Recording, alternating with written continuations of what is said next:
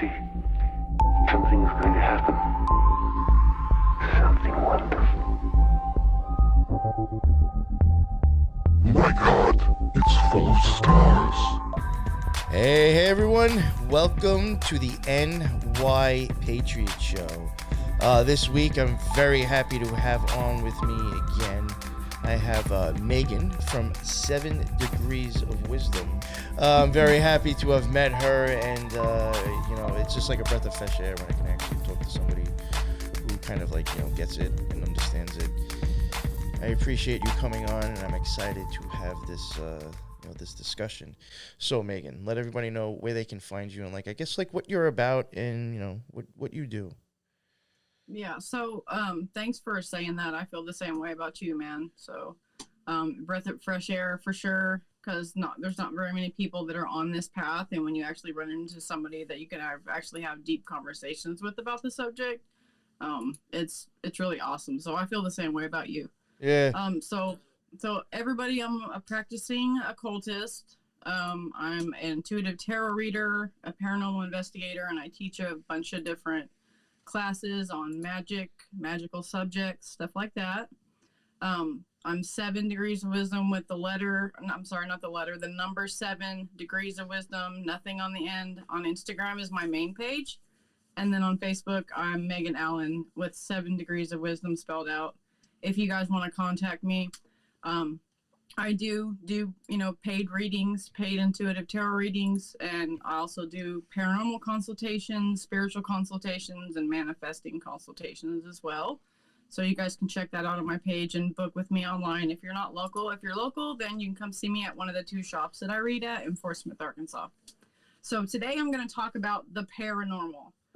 So the paranormal it's a huge umbrella term for a bunch of different things, a bunch of different theories that are going on.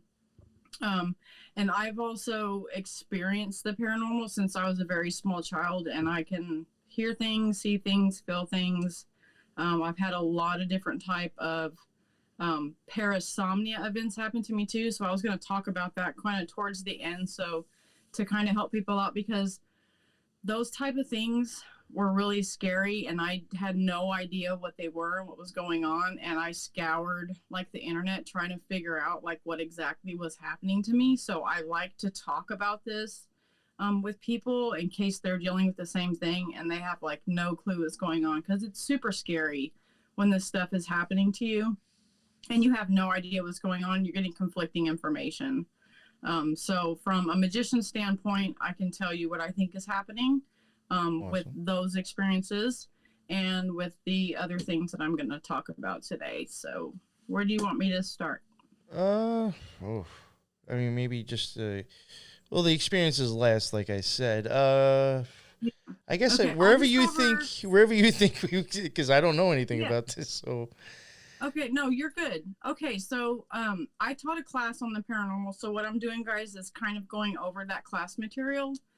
So we'll just get started. So I'm sure everybody has heard of Orbs. That's a spiritual phenomenon that's very common, and it's really hard to debunk because a lot of that stuff is dust, especially if you're doing an investigation on outside or in a very old building where you have a lot of dust and bugs and stuff like that. So there is validity to them. You know what's funny? Just I hate to get off tangent, but I've seen Ghost Adventures and Ghost Hunters do this. Back in their early days, they'll actually debunk a lot of stuff to make it look like they're being honest, and they always debunk the orbs right away. But then you give them 5 seasons later, they're actually considering those things as being something that grabbed Zach Baggins' ass. It's come on. Yeah, that's a whole nother rabbit hole, because I was a huge fan up until recently of those guys. But now it's become the Zach show, and so I'm boycotting the whole thing altogether, because it used to be good in the beginning, and Zach's just kind of ruined it. I'm sorry for all you Ghost Adventures fans, but I still watch it. As somebody who, I get it. I believe me, I was a huge fan forever up until that recent shit that happened with him and Nick. But you know about that? That's so funny. Yeah, of course I do. Of course I do. Yo, that But guy's trying to anyway, like run. He's trying to run everything. Honestly, when it comes to he paranormal, is, and I'm telling you guys, there was another show that left that he show- was running too. They were like out where they jumped onto YouTube with Nick too. There was 2 shows that left that he was producing. Yes. Yeah, he ran everybody off because of his ego. He let all that shit go to his head. And I'm sorry if I'm offending you guys about that, but it's just the plain ass truth. But I will tell you the reason why I was such a huge fan of that show is because their early shit was completely legit. Like their evidence was completely legit. They did have stuff, no lie. I mean, I hate that no, actually, this stays on. This is really the topic anyway, paranormal. They had stuff that made the fucking news, I remember, like, a long time ago. Yeah. Even I was like, yo, this showing shit on the TV, on the news, as actual, like, evidence of ghosts. I was like, wow. That was the first That was like the brick flew across the room, I think, right? Yeah, yes. So they actually threw a fucking 2x4 and a brick across the room, and just the way that happened, I'm sorry, it wasn't fake. That was not fake, and the feeling that I got when I seen it, that's not fake. That was some real shit. I will say, I mean, maybe people think I'm naive, but I actually thought that was impressive, like, kind of. Like, I was like, yo, that might actually be real. No, it was real. And, like, I still thought he was retarded, like, then. Like, I always thought he was an idiot, and that's why I liked watching him. But I was like, yo, that might actually be real. It is, and he's just a spaz. Like, he's a big dork. I was saying... Like, I get it. I was saying one time, I think it was recently with Lee from Inner Guardians, he was on, and I had said something about that I think with, like, certain equipment that I may be able to prove just from, like, EMF meters and, like, a thermal. That maybe like magic or like going into a meditation, I might be able like to record myself and show like something happening. And I said and the reason I even got that idea was from Ghost Adventures, because he was like sitting with some fucking dude. You might even remember. You might remember this since you've watched it. And the guy was saying that he could like read Zach's mind, and they had a thermal on him, and they fucking looked like something was coming out of him and glowing, going closer to fucking Zach. And I was like, yo, they just legit showed us fucking magic on the TV and nobody has any fucking idea. Yes. And they actually didn't go too much into that. Normally Zach or Aaron would be like, oh, fuck, whoa, what the fuck? They were like, yo, that's weird. And like on to the next thing. And I was like, wait, what the fuck? Like, yeah. So, yeah, I remember seeing that. And that shit was fucking cool. Like, yeah, I could see where that we can. That's why I was like, I gotta get a thermal because I know I could probably do that.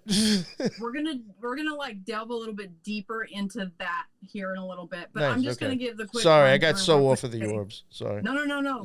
You're good, because that stuff, you have to talk about that stuff. And I will say the other thing that turned me on so much about them was they were the first to actually catch a full body apparition on camera at the Goldfield Hotel.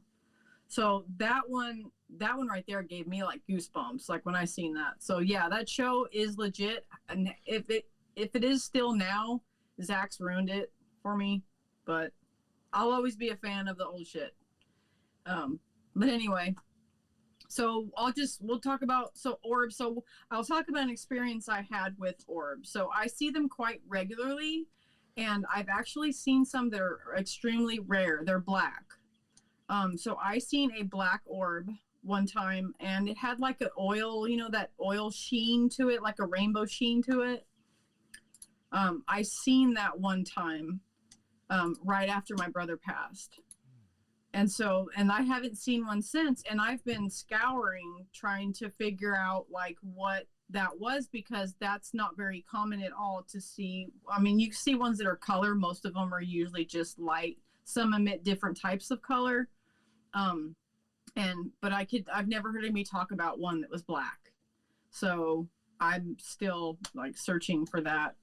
I always go on these tangents looking for things, and then I forget about them for a while. But, so I actually did see one that was black, and it was big. It was probably about the size of a softball, and it was right in my face and kind of moved down. There are balls of energy that are manifested at that time. And sometimes you'll see them that'll have like a vortex, or they'll be spinning, and they can get confused with like bugs on camera.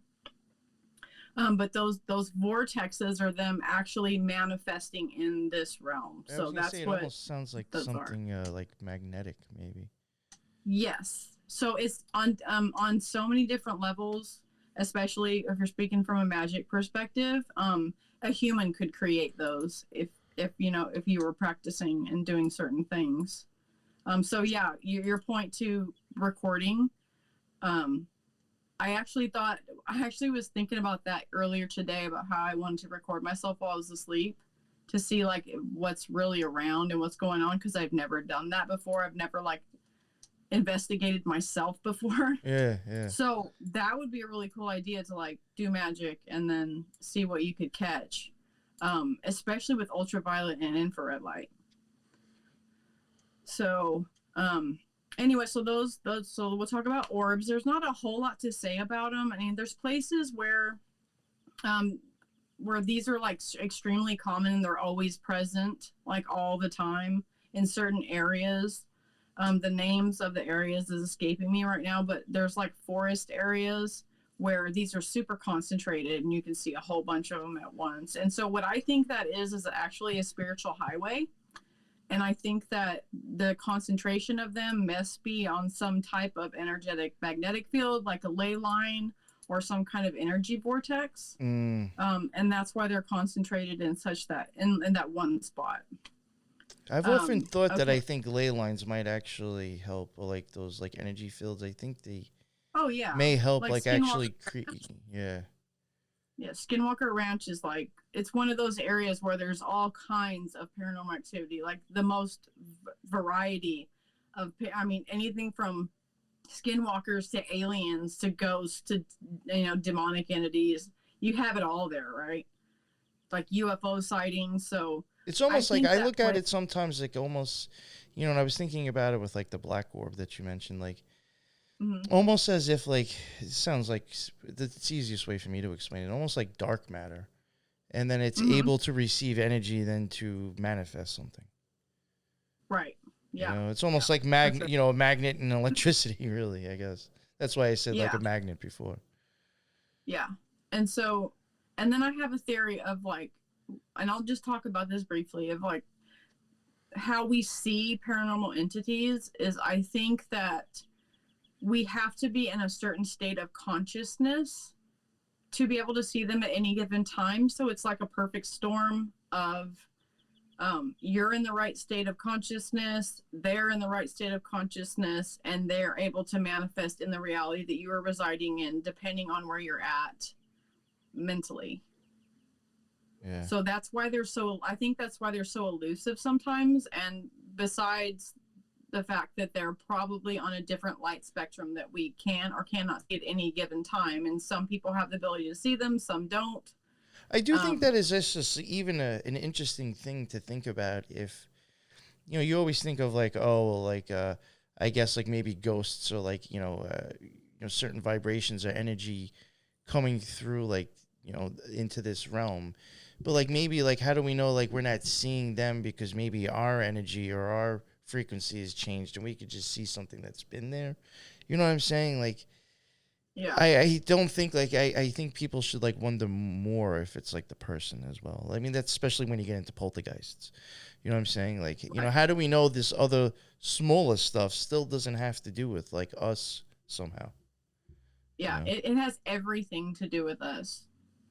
It has everything to do with what we're tapped into at that time.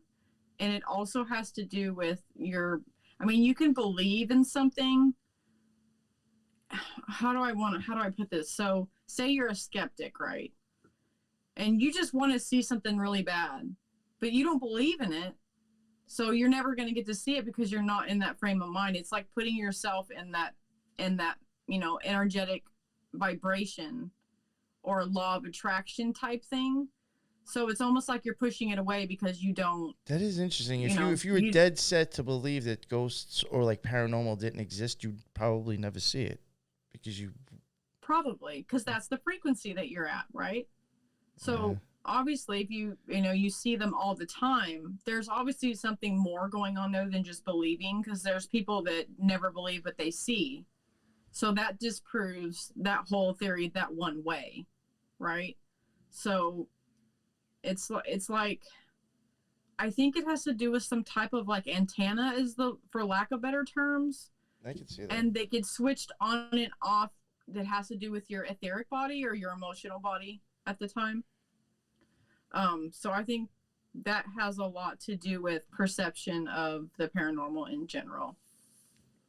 And, you know, your states of mind and your emotional state too has far more weight to it than people realize when you're dealing with any of this stuff that's like ethereal, paranormal, magical, like any of that stuff. Because you got to think like all this stuff is, like all of it is just vibration and frequency, and tapping into those back and forth times, like time hopping, dimension jumping. Oh, stuff like OA and that Everything All at Once, that movie, right. whatever.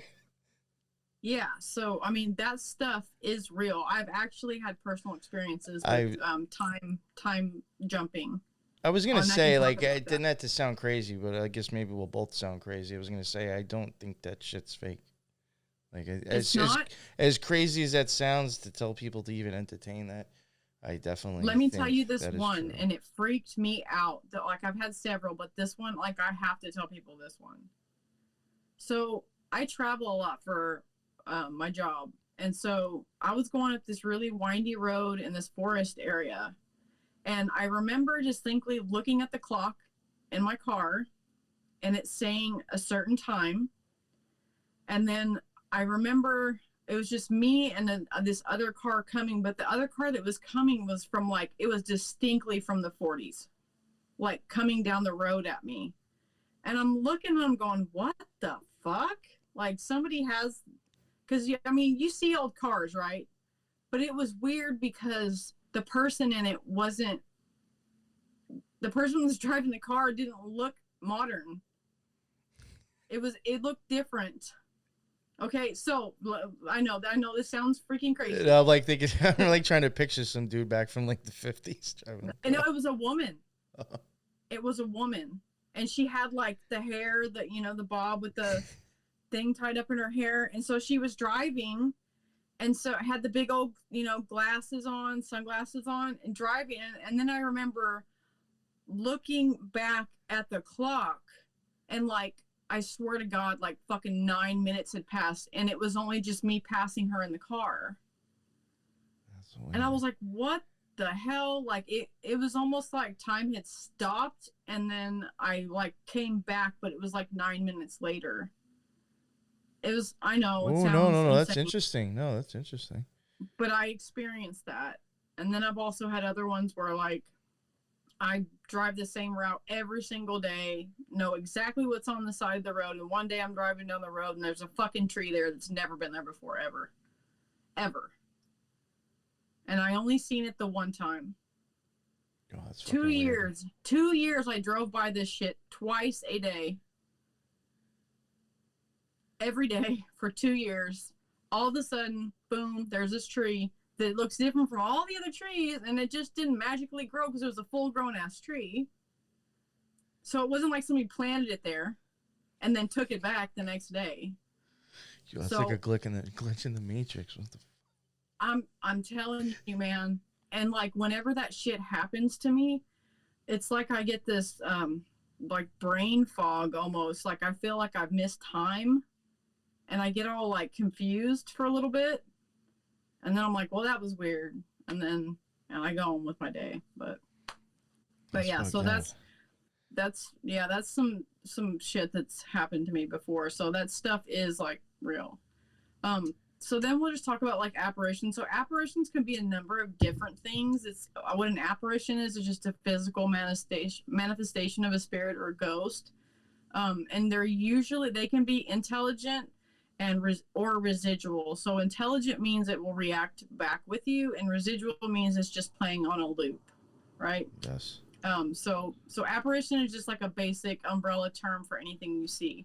Now, the next thing that I want to talk about that baffles me, and I've been trying to figure out forever, like, what they really are. And I have several theories about what they are, and it's the dreaded shadow people. Okay, so shadow people are, I wish I could like show you this picture that I have. They are blacker than black. solid black, like so black that they're darker than the dark, and they are completely opaque. You cannot see through them. They will actually block out anything that they walk in front of. These entities, the real ones, the other entities get mistaken for them, but they're true shadow people. They were never human. They've been here forever, and they have no emotion attached to them at all. Like, they cannot be reasoned with. You cannot get rid of them in any way. You can't banish them. You can't cleanse them. You can't do anything with them. There are some theories that they are interdimensional beings. And then there's also some other theories that they're actual people in different dimensions that's coming in and out of yours. That's why they're so dense and not responsive. So the thing with these is, and you could, in any psychic that you talk to or any ghost hunter or investigator, they will tell you, like, these things are just, for the most part, evil. And I hate even using that word because it's synonymous with, like, religion, but my point is, like, that they will not respond to any kind of emotional thing at all. They're just there to cause harm, and they prey on the sick, the elderly, and children, and they will literally suck the breath out of them and kill them slowly over years. I was gonna say, and was they this like some usually are type in of like groups vampire? Yeah. So these things, there's very rarely ever one. There's always 3 to 5. Always. And so I once seen a case where a whole family, each one of them had one, and it was 5. So there was 5 of them there, and they were all getting sick constantly. And they finally moved out. But the thing is with these things, sometimes they're tied to a location and sometimes they're tied to a person. So that's why they're so hard to deal with, right? So these things cannot be dealt with, and that's why they scare the shit out of me, because you can't really do anything to, like, keep them at bay, because it's almost like they can see us but we can't see them type of thing, you know? But I don't know. I've just seen so many scary things, like, personally, you guys, that it's just like, these are the one of the entities that I just unsettles me because of what they can do. Because I could put up all the words I want, and, you know, talismans and black salt and sage, and nothing's gonna touch these guys. You know, that makes you, have you ever watched Twin Peaks? Yes. Did you ever see season 3? I can't remember the seasons, but I watched it. There was one there's a part in season 3 where I think, like, the Bad Cooper dies, and, like, it's in my opinion, it's one of Lynch's kind of, like, drawn out parts, but it's like showing, like, all these kind of, they almost look like these dirty, dusty looking, like, bad people, I guess, but they're, like, half see-through, and they're, like, coming and, like, patting the dude on the ground until he's, like, finally gone and dead. But it was like almost like, I guess, to me, thinking about it, it was kind of like shadow people with, like, a description to them. And It had to do with death, so it was just making me, like, wonder, like, because I think they showed up a couple other times earlier, and they were definitely associated like with a reaper. Yeah, but I was just, made me think of that for a minute. Yeah, so these are them. So the next thing I want to talk about too is these are commonly outside of the paranormal community and magicians. So poltergeists. So people think that they're actually just like some ghost that's moving stuff around. They are not. They are actually created by a living agent. So it's somebody in the household that has unrealized psychic abilities, usually telekinetic abilities, where they can move things with their mind, and they are damn near always completely unaware that they are doing it. So if it's not, so usually people that create these poltergeists, they will, like, lash out, injure people, scratches, all that stuff. It's actually coming from the person that created it. And then if it goes on too long, it takes on its own identity and it can no longer be controlled anymore. It's like it creates its own it's almost like energy field, and it will just keep growing and growing and growing and growing, especially as long as the person living there is still not dealing with their emotions. It's like you created a servitor with no leash anymore.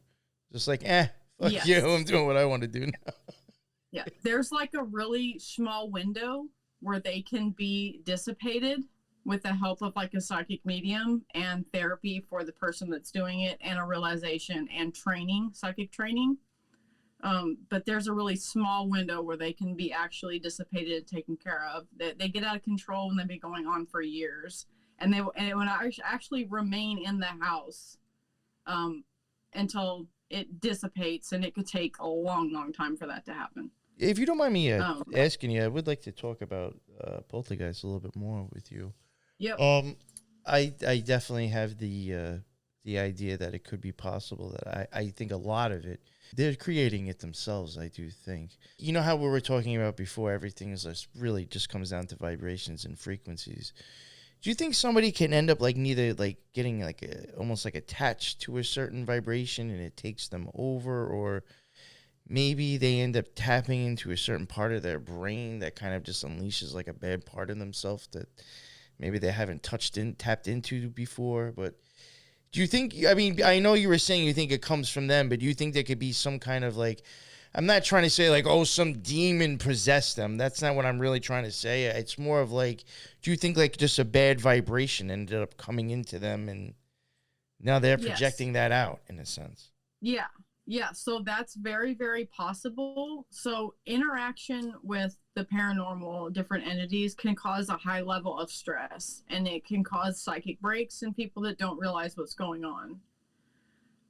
So definitely, if they had been influenced, that's actually a trigger for people that have telekinetic abilities.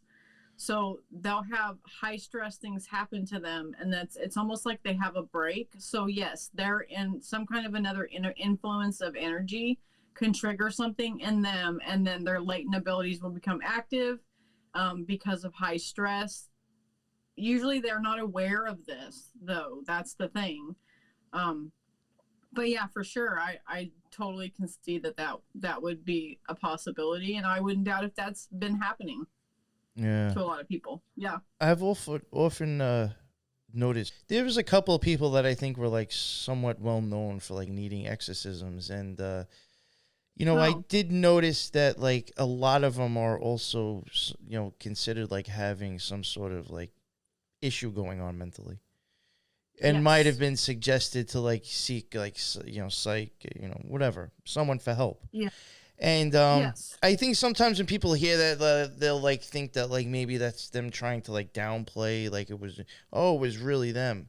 But like in my opinion, I think that's actually more proof to show that it could actually be something just isn't working right up here, and you're actually, as crazy as it sounds, creating the situation.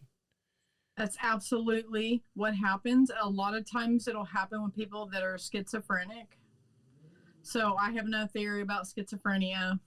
Oh, I think those people are like stuck in the window. Yeah. That's exactly. They're like hanging on the windowsill, like halfway in and halfway out. They're like, I don't know what the fuck's going on. Yeah. So things like that, definitely mental. I think a lot of people get diagnosed with that experience. Yeah, it can cause a psychosis, like a break, especially emotional breaks. Everybody's had, like moments like that where you have like an emotional breakdown. Well, think about like that times 10. Think about the kind of energy that you're putting out in the environment when you do that. And then think about how strong it would be if you didn't know we were doing it and it was completely uncontrolled. It's like magic. It's like magic out of control with no purpose or drive, and then you get shitstorm, and that's where like chaos magic. This is like, and it wasn't that like I was like losing my mind or anything, but like this is something I had thought about even from my own experiences with magic. I was like, imagine this happened to somebody who wasn't practicing or trying to do magic. And I was like, and like, because there was times when, like, just from my own experience after the fact, like, there were, you know, I'd get like, I'd want to shut it off to an extent where I was like, this is like a little bit too much. I don't want to, the downloads need to stop. Like, I want to like focus, you know? So like, imagine that was like happening to someone and they had no idea. And like, to me, I would just be like, yo, I could easily see how somebody was like what we would term schizophrenic. That would be, I would think they'd act textbook. Yes, exactly. That's exactly what I'm saying. I was like, if they're stuck in that moment, I'd lose my fucking mind. I don't even know how people can do that. Because I mean, we're lucky that those moments for us last, you know, maybe a few hours max. Yeah. And then, you know, you got to do something to kind of shut it off. But imagine these people have no idea what's going on. I mean, how scary. Of course, somebody would be viewed as they were mentally ill or schizophrenic or having psychosis, any of that stuff. I've met so many people that like, or I've met people and heard of so many people that they were diagnosed as schizophrenic and later on they figure out it's just because they had fucking abilities and they could see things and hear things that, you know, other people couldn't. And I've seen that personally with a friend of mine. Like, they were on fucking meds and everything. And like, and one day I was like, dude, like, I think you just have abilities. And they're like, what? And I'm like, yeah, like the shit you're describing, I'm pretty sure like you just have psychic abilities that you're not aware of. And, you know, you're making it worse by suppressing it with medication. And then so like they got off all that shit, and then, you know, I was starting to teach them like different things, and so for the most part it pretty much subsided. Not to get too far off on this, and then we'll get back into I guess like the poltergeist to move on. But you mentioned before, and I think like I guess, you know, you could probably I guess agree with me on this. I have a feeling you will. You said something like find a way to shut it off. You remember you were like, you know, some. Now, in my opinion, just, you know, I guess this is an example that I just want to try to put out there for people to understand.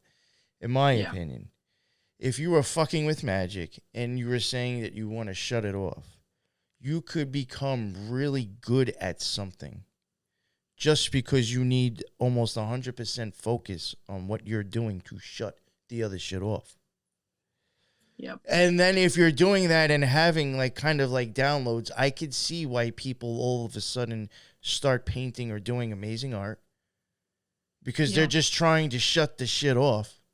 But then they're inspired by what they just had. So it's like a fucking vicious circle because you're just painting your experience, but yet you want to shut it off. So now, like, you know what I'm saying? Like, so I could see how, like, you know, I don't think people understand that just from fucking with this shit, I think can put you in the position from all different reasons why you can become very good at something and get somewhere in life with that. I attribute a lot of my success to that. I do. I wouldn't know how to use this shit. No, I mean, I never would have been interested in doing this crap. I've had like jobs fall in my lap. I've had things happen to me that I wasn't even trying to have happen. Like it's a side effect of when you're practicing. So that shit can definitely happen. It creates a sort of different perspective. And when you flip your perspective about what like this reality really is, and you see the other side of what reality truly is instead of just what you're perceiving it is from this 3D realm, you start to let go. And after you let go, then things just start flooding in. And so, yeah, when you're doing that and you're getting all these downloads and you're trying to rein it all in and kind of, you're trying to like pigeonhole it, right? You're trying to put it in its compartment. You're trying to put it in its place. So you have to, that really teaches you how to compartmentalize things and teaches you focus and will. So when you have that focus and will, then you have that desire to just do greater things. And so things just start falling into place for you in a way that can't really be understood until you've done that. Yeah. Did you and then like seriously we'll get back to it, but I'm just, interested in asking your opinion. Like for me too, and not to start sounding corny and shit, but like even after sometimes I've had these like magical experiences, like I myself felt like I came back like inspired to like do stuff and like and silly as it sounds, it's because like you were saying, my opinion, when you have an understanding of the other world and then here, it's almost you're like inspired somehow to try to express your experience.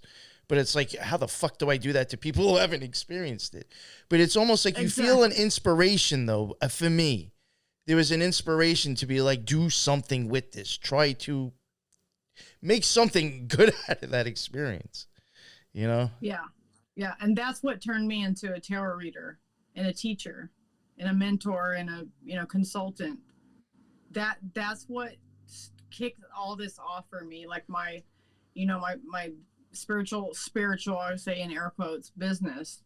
Not to be confused with all this woo-woo stuff. But it's what kicked me off on this path that I'm on. And it's ultimately what led me to you. So That's weird, right? It's all like connected. So 4 years ago, I wouldn't even have even thought about caring about learning how to fucking record a podcast.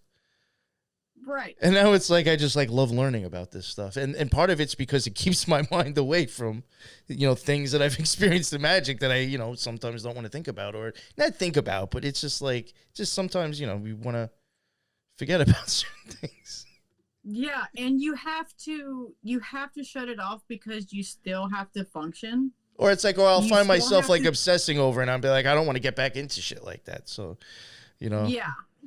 You get to the point where you have to stay grounded in this 3D world, because unfortunately you can't live like that all the time because of where we're at, and you would seem like a fucking crazy person to other people if you did that all the time, and they'd be like, that guy's fucking nuts. You end up like Kanye West. Yeah, you have to stay like grounded. You have to care about things that are like, food and relationships with people, jobs you have to do, things that you have to take care of, your responsibilities. So that's what keeps magicians grounded, right? Is you have to kind of fall back into that. But it's kind of like this really awesome double-edged sword, because you've seen that side and you've seen this side, so you get the best of both worlds.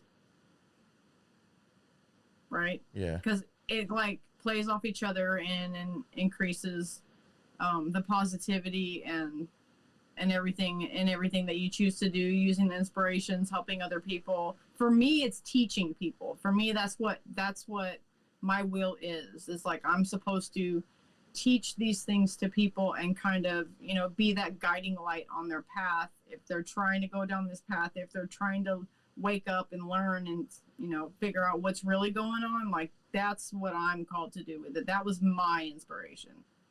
So that's why I'm doing what I'm doing. Awesome.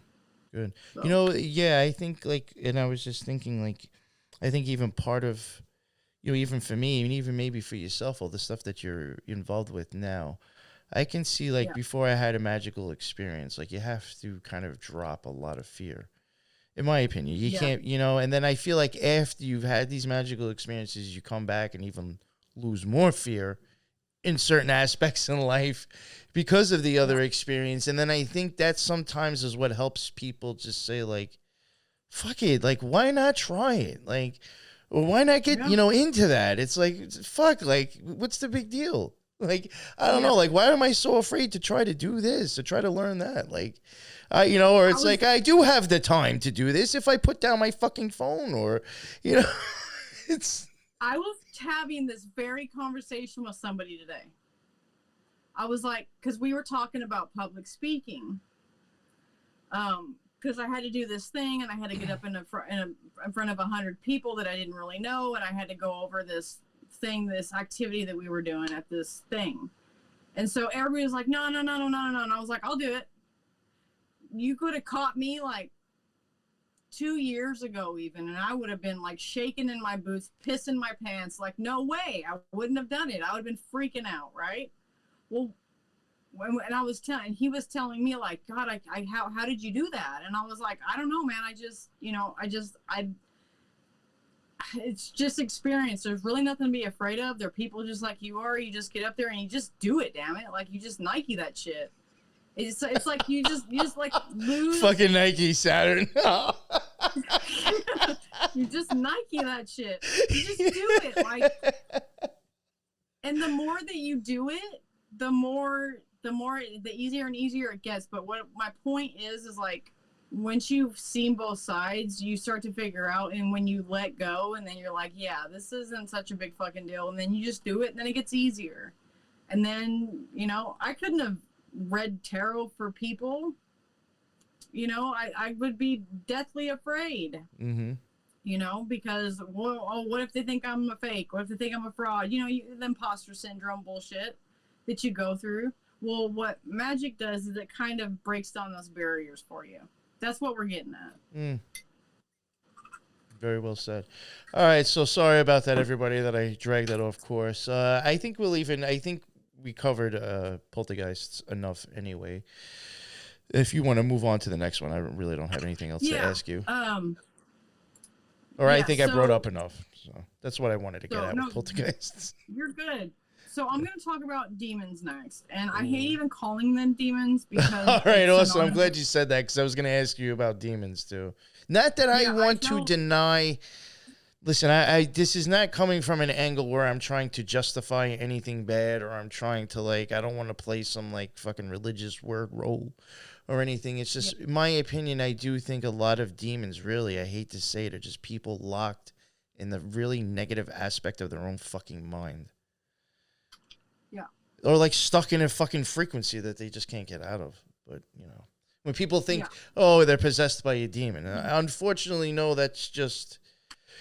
For real, sorry, that's just one of the million possibilities God gave us to act. I hate to say it. Yeah. Since we have free will, he let that happen. Yeah. I mean, you're right. So, like I said, I hate even calling them demons, but basically what they are traditionally in the paranormal world, they're very, very ancient. They're the oldest thing on the planet. They were here way before we even were a twinkle in God's eye. They're attached to the land, and they were never human. They don't understand human concepts or any of that stuff. So they're usually attached to a land. I think there's no sort of emotion. It's just straight reaction or just logic. Yeah. And it's probably what they are is pockets of dark energy that built up over time in these different areas, right? And then over time, they watched us over the thousands and thousands of years and kind of tried to take on some of our human traits to relate to us, to get to us, right? So that's what I think that they are. They're usually, you can keep them at bay. You can never get rid of them. They're a lot like shadow people, but shadow people will just keep coming at you. But demons are very ancient and very old, and they can be kept at bay. So basically, and there's different theories and versions of what they really are. I subscribe to the idea that they are just built up dark energy from everything that's transpired on the earth since day one. So that's basically what I think that they are. They're just a collection of, dark energy in different various areas all over the world. Some are worse than others. When I say worse, I mean they're darker. They're probably more massive in size. They can mimic entities themselves, like ghosts, children, different things. So they're confused with a lot of different other entities because they've learned how to morph through watching us over time, and also they have telepathic abilities, so they can kind of get in your head, figure out what scares the shit out of you, and then put that out into your perception. See, that's even part of the things where I do wonder, I do think it could be just the person's own mind, because I will even play off your own your own fears because it's in your head. It knows, like. Yeah. Yeah, pretty much. So I'm not going to drain that, but that's basically what's going on there. It's in like in anything, there's always light and dark, and you have to have both. Can't have one without the other. And so they're just the darker aspects of, just like if you're talking about the 72 angels and the 72 demons of the Shemaparet. I was gonna bring that. They're two different points of your psyche. With the dark and the light, you have to deal with both. Be great if you could just unify them, But that's basically how I view them. It's just a darker part of the psyche, as opposed to angelic beings like the seraphim, or I can't even pronounce it correctly. The ones that start with an O. Oh, the orphanim. Orphanim, yeah. And the cherubim, you've got those. So, I actually freaked a lot of people out when I taught this class, because I showed them what they really look like, because they were expecting me to show them like Renaissance painting, angel with wings, halos, right? That's not what they look like. That's just a Christianized version or Renaissance era version of what angels look like, but they are actually quite grotesque. They have like thousands of eyes, hundreds of wings. They're pretty. You guys can look that up if you're curious to see. If an angel was to show up, people would shit them fucking selves. Fuck yeah, they would. I would. Fuck yeah, they would. I'd be like, what the fuck? This dude's real. Yeah. I'm like looking at the picture right now, and I'm going, holy shit, if I seen that, I would probably... the orphanum is pretty... I mean, I'll be honest, even when it's like drawn with the different rings in the eyeballs, I even find that's bugged out. Yeah. Yeah. Yeah. But, so... you mentioned before, real quick, you said 72 angels and 72 demons. And you're saying both like aspects. That's the 144. Yes. Oh, you got the subs and the deacons and all. We can go into. They could do a whole new show on that. Yeah. All that shit. Do you think just from your opinion, do you think like in the Goetia, do you think those things really do manifest in some of those pictorial ways that they're shown or described? Because like some of those are like, on a fucking camel with this and that. And I'm like, what the fuck? I've talked to somebody who I trust who has actually perceived one.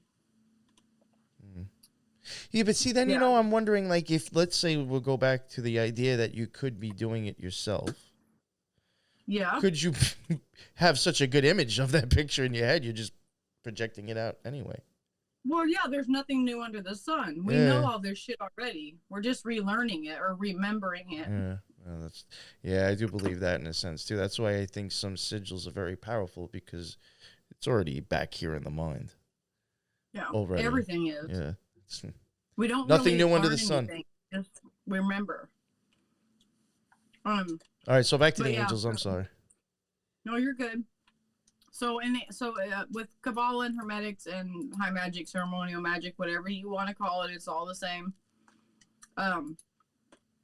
Angels are a very integral part of the practice. They are invoked during different rituals and all that. So our view as magicians of angels is completely different than the view of just the average Joe on the street. Oh yeah. Okay, so I will make that distinction. I couldn't really go over that in my paranormal class. I think that would have went over people's heads a little bit. Yeah, probably. You know what's interesting, and like, probably because I'm really, I haven't been into it for a while, but I'll tell you, just from my experience, if you were like seriously kind of like, because at one point I was serious with working with certain angels, so I kind of like, read into them a lot, and especially like in occult, books and planetary magic, you'd see these angels and stuff. I not to sound cocky or like an asshole, but honestly, you could probably actually tell someone who, a Christian with a Bible, more about what's that angel is referred to in that book than they probably knew themselves. Oh, yeah. Because, like, I've even mentioned stuff that people are like, oh, really? That angels, like, supposedly did that? And, like, it's like I'm thinking, like, our Raphael I forgot. He's associated with healing, and there is like one little part in the Bible somewhere where I think he like gives like an ointment or something to somebody, you know. And like so many people are like that happened. Oh, yeah. Yeah, it's funny because they're super willing to accept angels because they're good, but it's they just like totally denounce. It's like, why the do I dark. know more about the certain specifics in that book than you do? Yeah.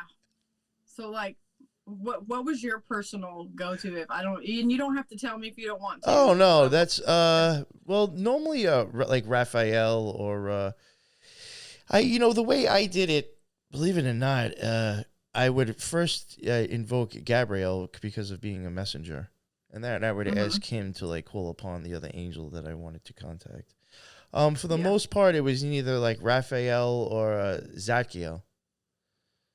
Zadkiel is mine. Yeah, I actually, not to get, too off, whatever. Well, this is on topic, but I even because I had worked with him so much, I had gotten like a little wooden like sphere thing, almost like something that you could probably put like a mug on, and actually like burnt with a wood burner, like drew in the sigil.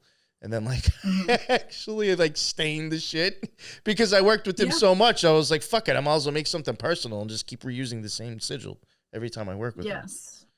Yeah. Yeah. It's actually the sigil I have as my wallpaper on my phone. Wow. But his name came to me way before I started practicing during a meditation session. And I'd never heard it before. Oh, wow. And so that random. Came to me in the meditation way before, and I had no idea. I'd never even heard of that in my entire life. And so once I started getting into this, I was like, now I know why. Okay, now I know why that happened. I get it now. So anyway, that's just a little side thing. So basically, angels, if you really want to get into what they really are, it would take me and Nick forever to explain exactly what's going on. So if you do want to, if you're interested in them, you can definitely research them, and I would highly recommend that you do that if you're trying to get into magic. Even just honestly, even just to get like an idea, like there's actually a lot of good old books out there, like on angel, or like might have like a magic. For the first thing, even if you find a book that is specifically on angels, it's probably not even going to give you a ritual anyway. Which is what me and you were saying before. There's so many magic books out there that like people don't even know exist because like it doesn't have some flashy ritual for some conspiracy theorists to point at. Like you could find books on angels that will like even like bring you to like showing you like why they're considered for this because of like how they've been represented in other religions, like just as like a way to even learn about how this idea is. It's very fucking interesting. There's a lot more with angels than I think people even realize. Oh, tons. So I used to also work with the classic four, and then Sandalphon and Metatron. Oh, I've worked with Metatron before. Yeah, so I've worked with, that I always use all those. But so they have correspondences, astrological correspondences, planetary correspondence, the Kabbalah, all that stuff. It's all like really linked together, and that's why they're used in ceremonial magic. But like he's saying, they're way more than what you could ever imagine, and they've even been perceived as geometric shapes. Yep. To communicate. So, and I've experienced that myself too. That's personally. When you start wondering if angles and angels are almost the same shit. Yes. Yeah. I think we talked about this and the other one we did. Yeah. Definitely, for sure. That is, and I've heard that several times. And then you throw in like electricity with an arc welder and you get an archangel. Yeah. Pretty much. So, okay. So residual hauntings. So residual hauntings are exactly what the name describes. So residual hauntings mean that they are already there, happening. They're not aware of us at all, and they're just playing on a loop. And so the conditions have to be just right. The moon phase, barometric pressure, time of year, time of day, everything has to come together in a perfect storm, and then you can record a residual haunting. As opposed to an intelligent haunting is where you can actually interact, get EVPs, all that stuff. So intelligent means it will conversate back with you and respond to the things that you do. Yeah. That would be like when you're asking questions and you're actually getting an answer, or or shit coming in through like one of those boxes that they're using. I've gotten quite a bit of EVPs. So and I love like breaking those down and working with them. They're a lot of fun. I gotta get one of those soon, actually. Yes. There's some computer software that I use. Anyway, you can get some software where you can actually break it down, analyze it, anything. If you know a musician, they can do it for you. I know one, so he does it for me all the time. Oh, nice. Okay. So. Oh yeah, I didn't even think of that. You gotta have to buy a recorder, and then you even need the program to like. Oh shit! God damn it! It's a thing. Like you gotta have a fucking engineering degree if you want to like really break that shit down. I'm gonna have to look into that. Damn it. Yeah. So then we'll talk about Revenants really quick. So the Revenants are a lesser known paranormal entity. They're actually undead. It's a reanimated corpse. This is in a lot of French and Celtic and Irish folklore. So a revenant is a ghost that is turned to haunt someone who harmed them or performed some other unforgivable act. So they're just really in a state of revenge. And so they're hell-bent on that. And so paranormal entities, when they are stuck in a certain loop or cycle like that, they will eventually turn bad. That's why when you have like really a haunted house that's really old, that has ghosts that's been there for a really long time, and they start to get real shitty with you after a while, it's because they're done and they want to leave and they can't see the light. Or they think in their mind, which we're going back to perception, that they are not worthy to cross. So they will stay there, and then you get a revenant at that point. You get something that's just hell-bent. What's her name? The Winchester Mystery House. Oh, yeah.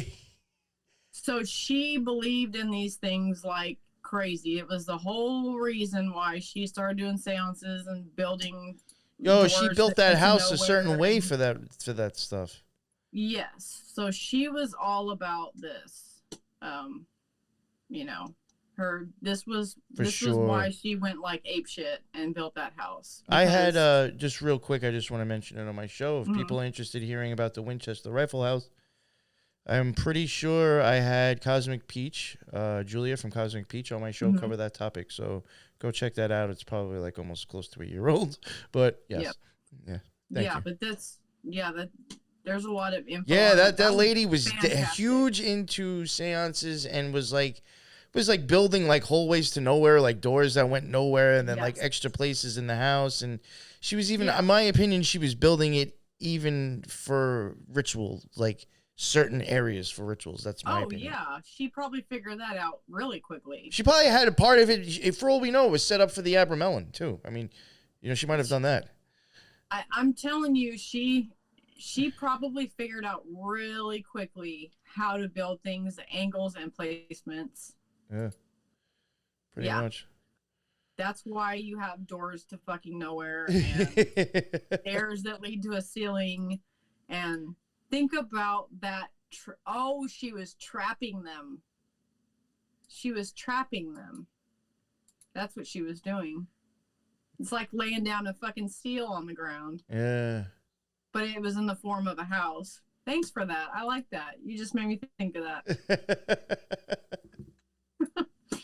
Okay, so we'll talk about elementals and nature spirits. So I used to think this was bullshit until I started to figure out that they're just another energy form in a different dimension, and they're actually an egregore.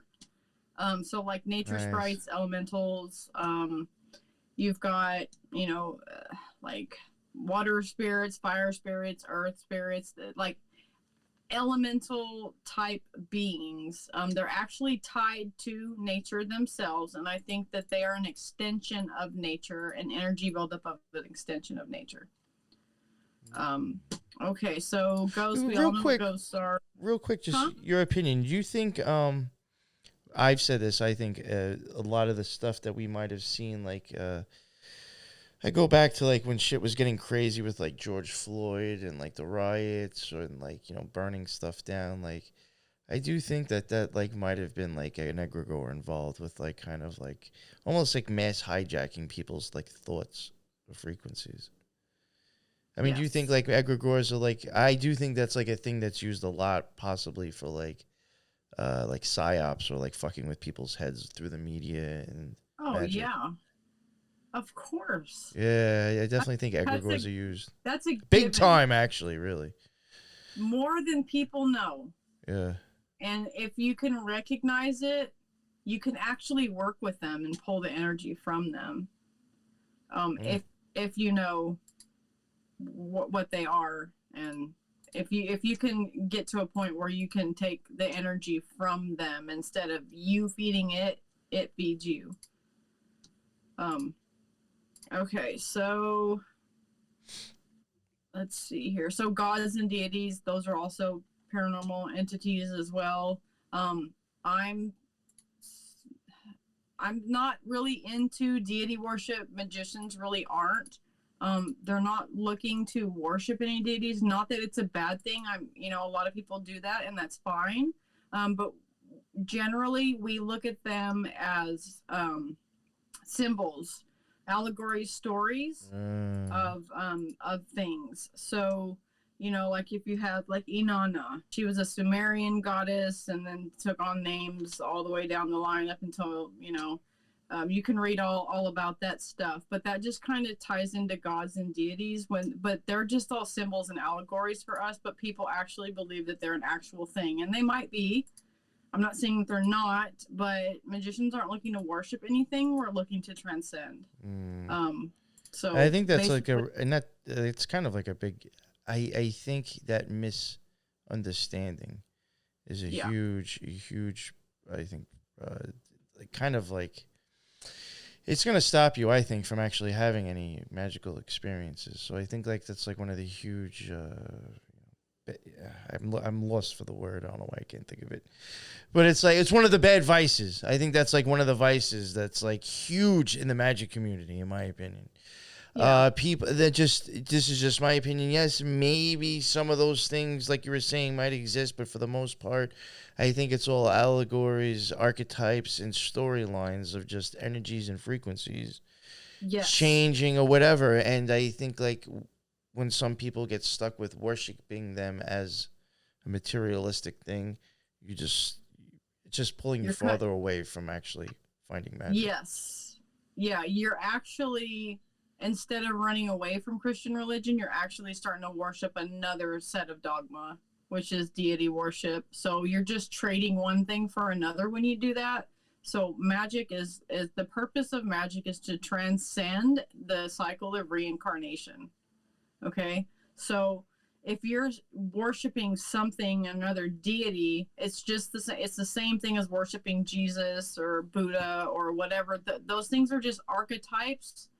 They were things put here to kind of change the mindset, and it got misconstrued and mistranslated, and all kinds of stuff happened. And then for we could have another show just on that by itself. But so that's why my point is, I'm not super into gods and deity worship. I look at them in a different facet, like a different light than most people do.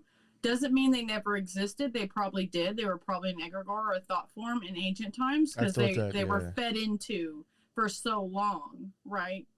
Um, so that's basically what I wanted to say about gods and deities. And there's nothing wrong for those of you that are practicing it. I'm not condemning you. I'm not saying you're wrong. I'm just saying from a magical perspective, that's just going to limit you further. I think a lot of them, honestly, are just different Yeah. ways of expressing magical experiences. Yeah. Yeah, exactly. If you look at it like that, then that explains it perfectly. Okay, so then there's the Djinn. I wanted to talk about that really quick. So Djinn or genies, that's where genies in a bottle come from. They're considered malevolent and capable of shape-shifting. So usually, people can manipulate them, trap them, and then use them to do their bidding. So this is more of like a darker type magical thing that people may or not be into, but they're looked at as just another entity that you can control, like you could, for lack of a better term, a demon.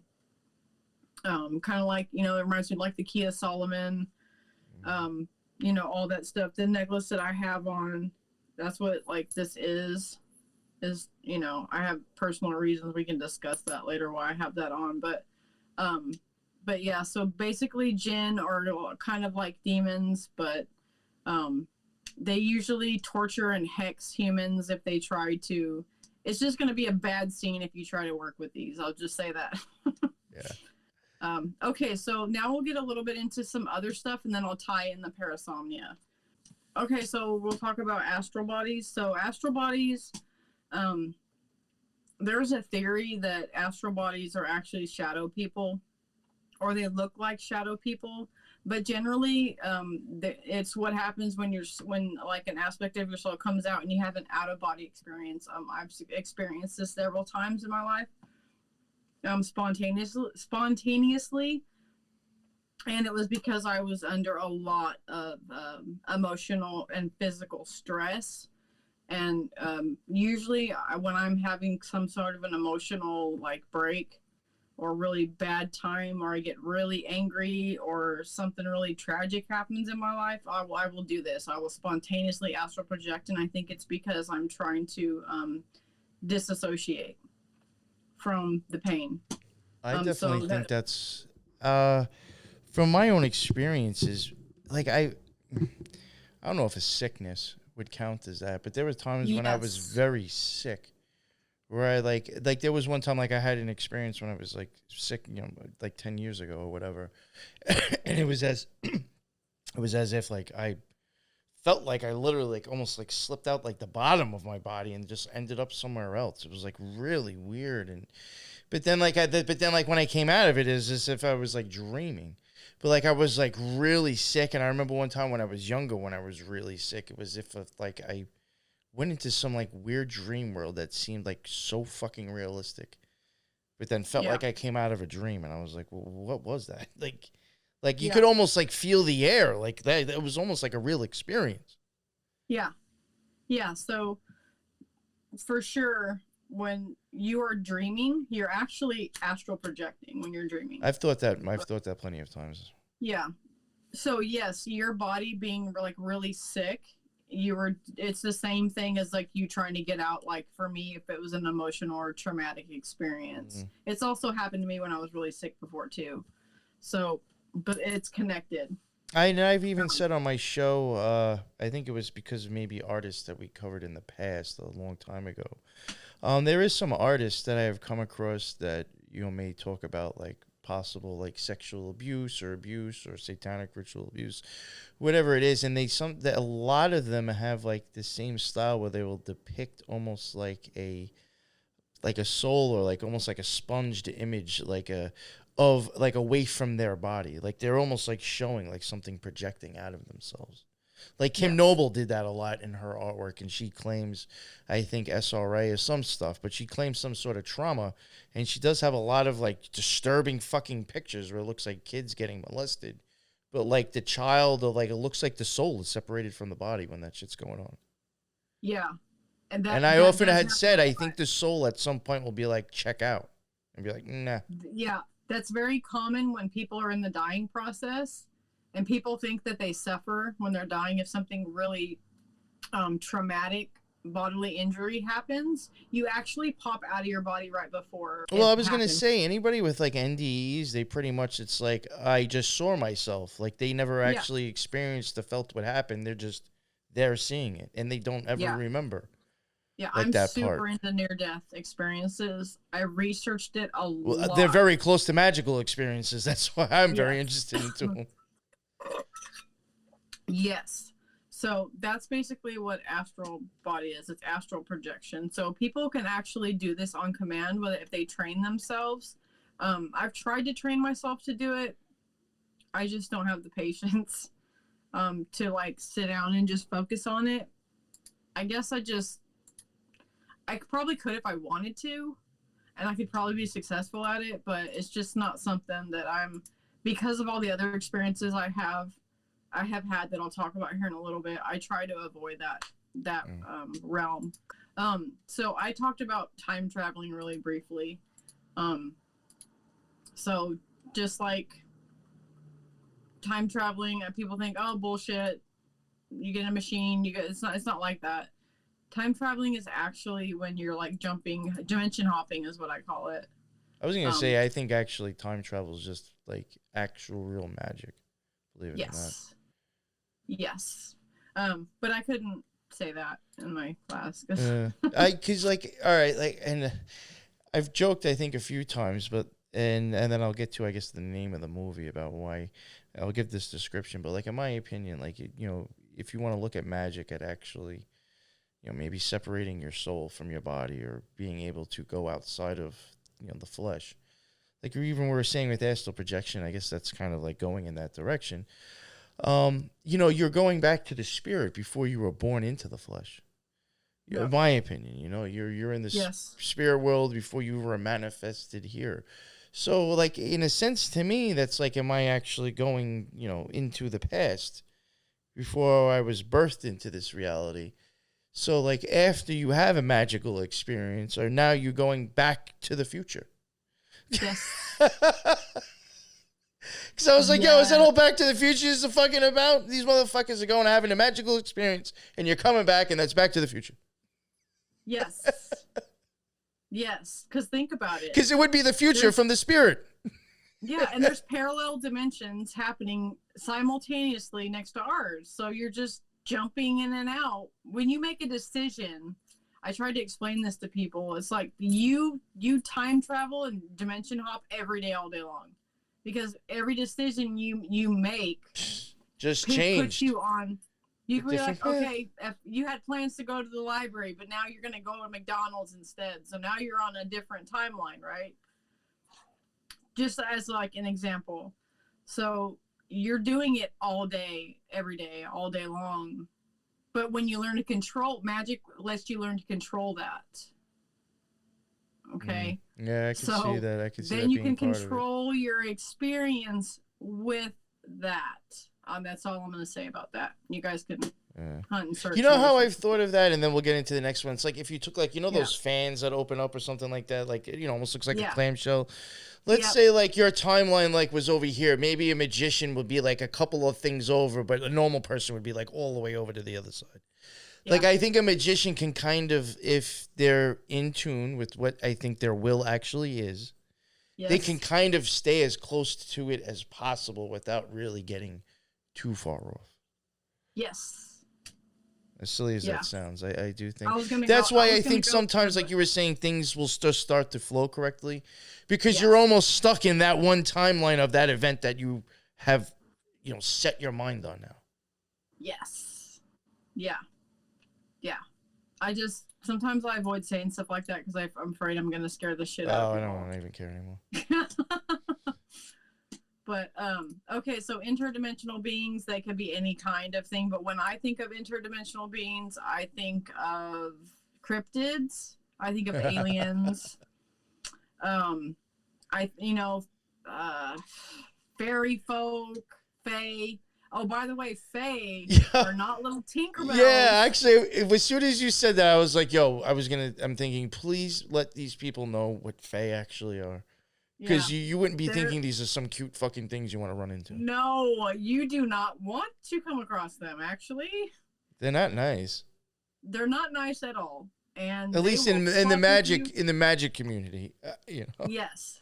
They will fuck with you hard. Which I think is funny because, like, you'll even get, like, you know, witches and magicians who, like, really still don't know their ass from their elbow making fun of, like, how humans, like, depict faes. Like, they even, like, you know, they're not really like how they're shown on TV. No, they're not tiny. They're actually, like, human size. and they can change their size and morph and change into anything that they want you to see. And see, and And they're associated with the element of air, if I'm correct. So that's why I think the Yes. morphing comes in. Yes.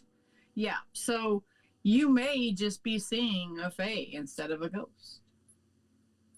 Okay. But anyway, so that's like interdimensional beings, umbrella term for things that dimension hop. Cryptids, I'm not going to drain that one. We all know what that is. My theory is they're interdimensional beings. They live in a certain realm of light, and that's why they're so elusive. There's certain and I will briefly talk about, I think it's John Keel in the Eighth Tower. He talks about the different spectrums of light that these entities come in and out of, and I started reading that book and I watched a documentary on it, and I got chill bumps on it. So that's my truth telling chill bumps when something like that is true for me. That's what happened with me. So that kind of explains the whole cryptid thing, interdimensional beings, aliens. Aliens are kind of different. So I watched this documentary a long time ago about this guy who had latent psychic medium abilities, and he was being tested. They sent him to like a lab, and they were testing his abilities. He went to like this psychic boot camp, if you will. And so they put him in one of those sensory deprivation tanks, where they put you in a float tank. Oh yeah, I've done that before. And you're like in like I gotta do sensory another one. deprivation. And he's in there, and they had the video on him, and they can hear him talking, and he's like, holy shit, I know what aliens are. They're just like manifestations. He was actually communicating with one through like different dimensions. And he actually like seen one and had a conversation with it while he was deep into this meditative state. So it's like they can pop in and out of our consciousness. Okay. So that's that. And do you think sometimes when like people like all right, let's say like me and you like understood that like we were going into some meditation and we're having a magical experience, but somehow coming into contact with like whatever. Do you ever think people could be having those experiences and then like selling it like as a cult? Like and shit, like, you know what I'm saying? You ever get like these ideas where it's like, oh, I channeled so and so. It's like, no, you had a magical experience and now you're just making other people believe whatever, you know? Yes. Hell yes. I thought that was a given, man. No, I guess it should be, but no, I guess because of like my show and just getting into like more, I guess, like the Mormons and the Jehovah's Witness, it's just like, wow, I guess maybe I forgot that everybody's got like it's almost the same fucking story. I mean, even with the OTO, it's the same thing with Aleister Crowley fucking with Lamb. Yep. No, Iowa. Well, even Lamb is a fucking gray alien.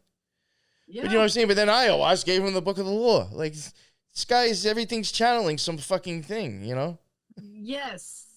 So it all goes back to states of consciousness. Popping in and out. It's what we do all the time, and that's how we experience this. This is where I was going with this. Now, this is exactly what I was going to say. Now, this is something that I think that maybe could tie into maybe some people's ideas of what demons are, but like my opinion, I think even when you go out there, I think sometimes, like in my opinion, things they just are what they are. In a sense, maybe your experience or like how you come back, how you perceive it could be good or bad. But do you think like when these people actually think that they are communicating with some sort of frequency somewhere else, could it be possible that they're actually maybe picking up a negative one and maybe shouldn't, but maybe totally buying the bullshit themselves too? Yes, that happens a lot. See, I do think that's possible, and I think that's a kind of a good way to, I guess, maybe tie in the ideas of demons, actually, with this stuff. So they call it jumping. So it's like when it usually happens to psychic mediums, where like entities will actually take over their body, jump into them, and take over their consciousness. So yeah, that's definitely possible, and it does happen, and I think that's probably how, when mystical experiences happen and then people turn it into like, you know, believe in this, we're going to have this new cult, you know, and then this is like, you know, what was it? Heaven's Gate, or, you know, that whole thing that they did. Remember back in the 90s, that one, Heaven's Gate? Yeah, they're wearing their Nikes they too. all like had mass suicide because they were going to ride the cosmic wave. Oh yeah, that comet. Yeah, that comet. Through, yeah. Right? That dude just probably had like a mystical experience out of nowhere.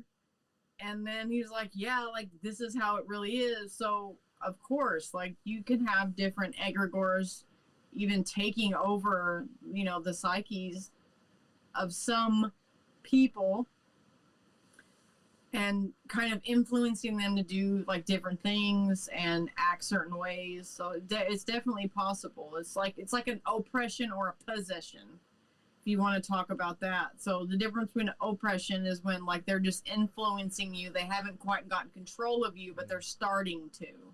Okay, and then you have a possession, which is like they fully take over your consciousness and your physical body at the same time. Extremely rare. Not like it is in the movies, guys.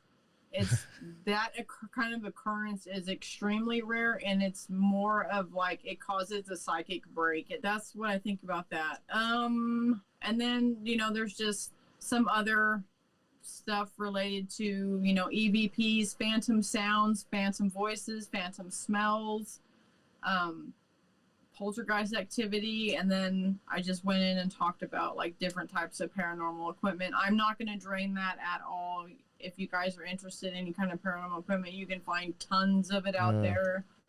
I will talk about electromagnetic spikes a little bit. So like when that's what causes like that goosebump feeling when a ghost is in the vicinity or in the room. I've actually had experiences where I've had them come up like directly on me, like right in my face. And so they will cause those physical reactions to happen. And it's because of the electromagnetic field that they're putting off. It's melding with yours, and so it causes like a disturbance in your energetic field so that it can cause those symptoms that you feel. Since we're all magnetic energy, we're all vibrating on what they're vibrating, we're vibrating, they're on a lower level, we're on a higher level. And so when you try to meld that together, that's when you get like phenomena and physical sensations and stuff like that happens. Pets can see them really well, especially cats. Dogs can see them too, but dogs rely more on their smell. Cats rely more on their sight and sense. They've always been deeply regarded as the eyes to the underworld. They ferry you to the underworld. That's why the Egyptians worshipped them like they did, because they're highly psychic animals, and that's why they're synonymous with witches. There's definitely something up with my cat. She's out of her mind. Yeah, I have 3. So it's like you could watch her almost like she's following something. Yeah, they can perceive things in a light spectrum that we cannot, and they can also for see. Sure. We see like hardly anything. Yeah. Okay, so we'll talk about the parasomnia now. All right. So there's three main types of parasomnia, and one of them is sleep paralysis. Okay.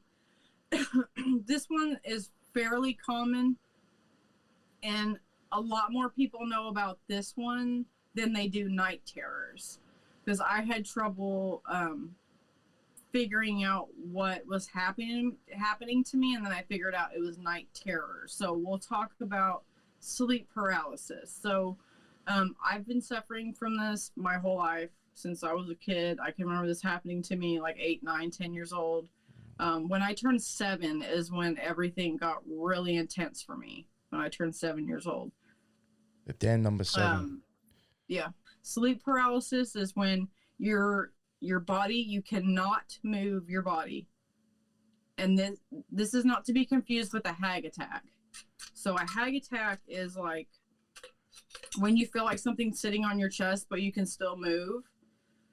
that's a really old like folklore. That's a hag attack, like a demon sitting Yeah, on your chest. I've heard of that before too. Yeah. You can still move. So sleep paralysis is not like that, and it's usually confused with a hag attack. So sleep paralysis, the only thing that you can do is move your eyes. Your body cannot move whatsoever, and usually you see what they call a sleep paralysis demon in the corner of the room. The one I've seen several times, is as tall as the ceiling, completely solid black with red eyes. Really fun to see that when you don't know what the hell's going on and you're a kid. So that's what sleep paralysis is, and that's part of parasomnia. So that's the most common one that people kind of know about. But I wanted to talk about that just in case there was people out there that don't know that that's what's happening to them. So I think what's causing this, there is like a medical term for it, and the doctors will tell you what it is, and they have like this great analysis of what it is. What I think it is entities actually trying to interact with you when you're in your sleeping state, because this happens to you in between like your REM sleep and your waking sleep. So like it'll happen as either you're falling asleep or you're waking up. Okay, so for me, it happens to me a lot when I'm falling asleep, not like waking up. And I mean, you just have to write it out. Like I think the longest one that lasted for me was like 3 minutes, where I just could not. The only thing I could do is breathe and move my eyes. So I had to lay there in panic mode while this thing was over in the corner staring at me, getting closer and closer and closer to the bed.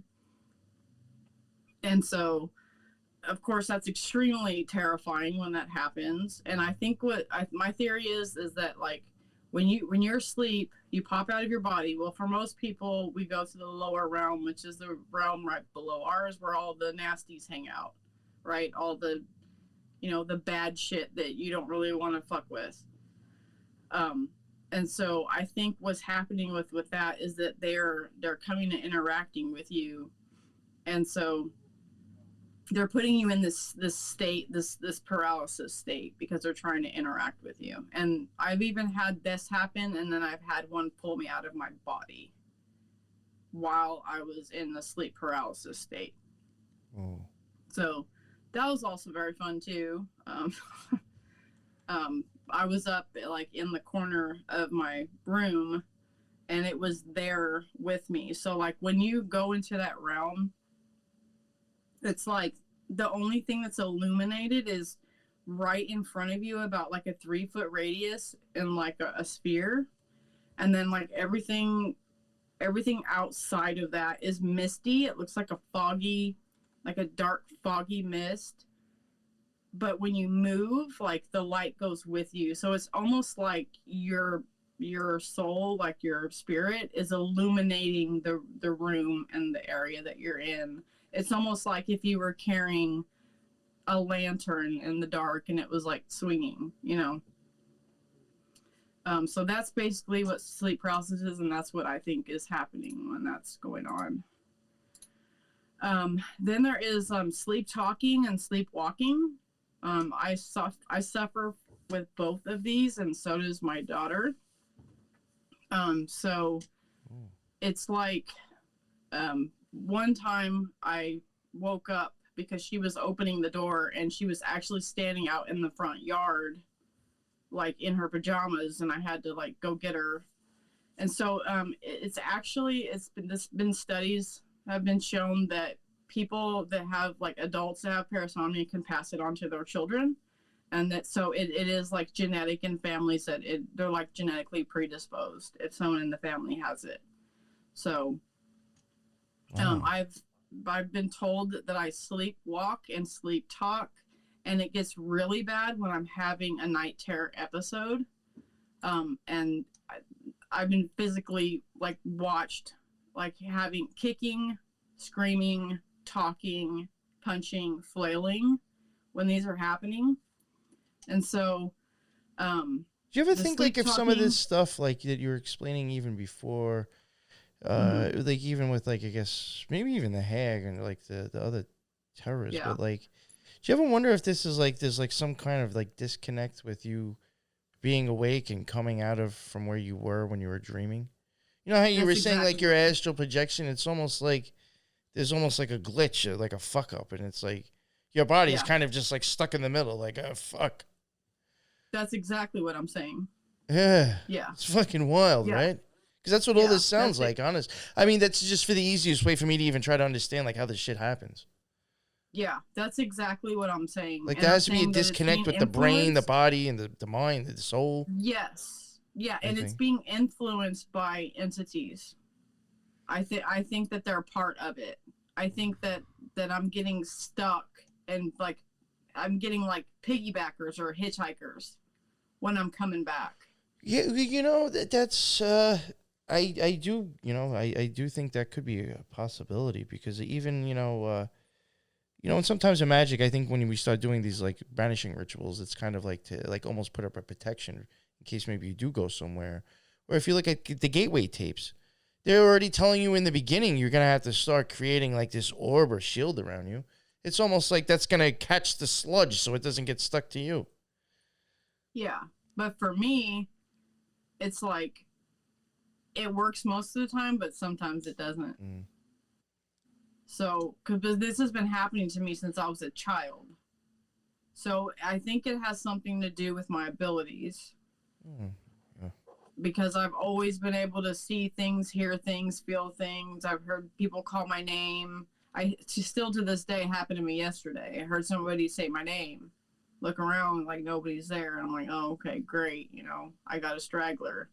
So, like, I've even had an experience where I was laying in bed and my bed was facing the hallway and I shit you not, this is going to sound so fucking crazy. So it was like a humanoid shape about my height, solid black, but it had blue neon tendrils coming off of its aura. Like, have you ever seen those aura pictures? Like of that they take and they show like the auras and they like the little spider like lightning bolts coming off. Yes, yeah. Okay, like that's what this thing looked like. And it was walking down my hallway, didn't even know I was there, peeked in, seen me, full frontaled me, like standing in front of me, and I looked at it and I'm like, what the hell? And then it fucking ducks out and like takes off and I never see it again. So like shit like that has been happening to me for as long as I can remember. So I think it has to do with my my extrasensory perception abilities that have increasingly gotten more and more intense and amplified the more I do magic. So, and the more I read tarot, it just goes off the fucking charts. So that's that. And then, so we'll talk about night terrors. So this one really, really, like, it's making me get emotional just thinking about it. It really, really this one bothered me very, very badly because this one tried to get me to kill myself. So so this happened over the course of 3 nights in a row. I was highly stressed at work. I had a lot going on. I had a bunch of shit happen to me in a very short period of time. So I had a small night terror experience where the room, and this actually coincided.